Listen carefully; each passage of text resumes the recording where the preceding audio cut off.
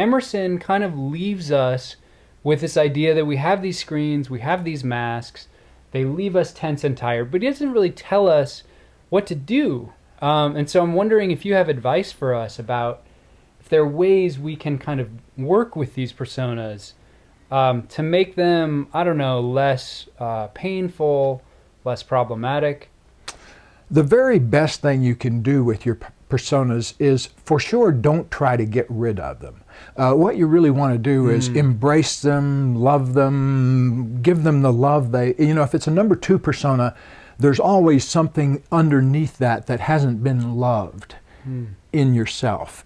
So that, for example, underneath that abandonment persona that I used to carry, there was this feeling of loneliness that I'd never learned how to love and accept in myself. And so that kind of kept that whole program alive.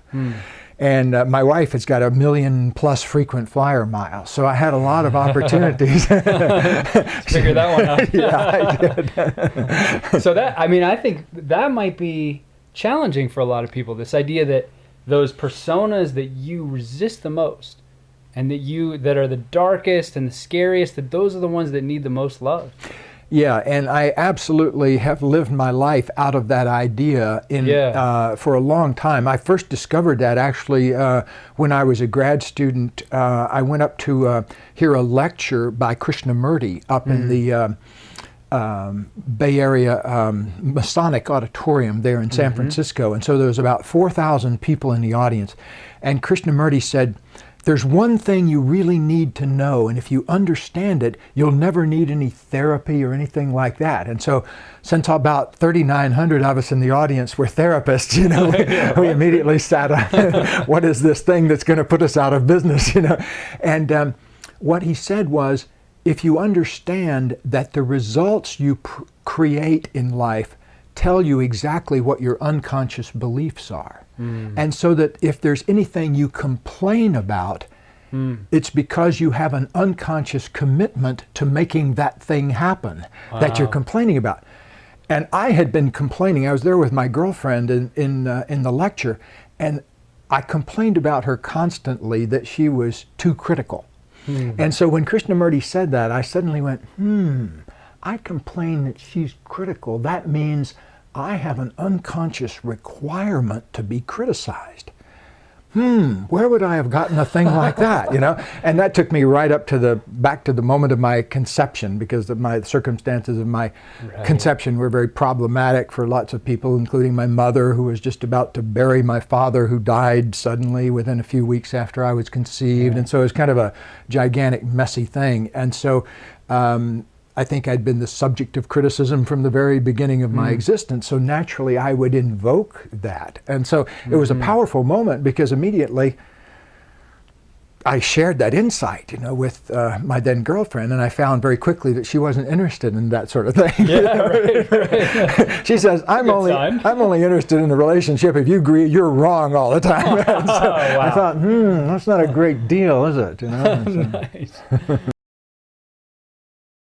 One of my favorite philosophers is Heraclitus. In England, he'd be pronounced Heraclitus, but over here many people say Heraclitus, so I'm going to use that pronunciation. This guy, as you probably well know, was sort of the rock and roll philosopher of his time. Crowds would gather around a wall down in Athens, and then Heraclitus would come down from his hermitage and post a saying on the wall and then disappear in the middle of the night, and everybody would be gathered there the next morning reading what Heraclitus had said. And so people have collected his fragments. And the 53rd one says, in essence, that the universe is like a child at play with colored balls. And so many people have tried to figure out what the heck was he talking about. But it came to me one time in a meditation that what he's really talking about is that the universe is in a state of play. That's the only way you can really characterize it. That it's what he was talking about is like juggling, a child at play with colored balls.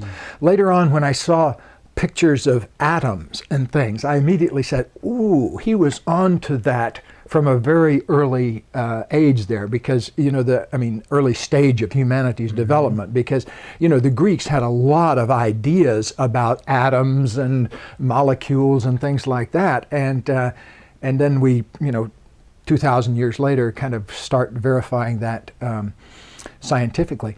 But anyway, I realized that there's a way in which play is actually the thing that must be done for transformation to occur. Because if you try to get rid of something, you're energizing a part of your brain that actually requires the thing that you're trying to get rid of to stay in place. Huh.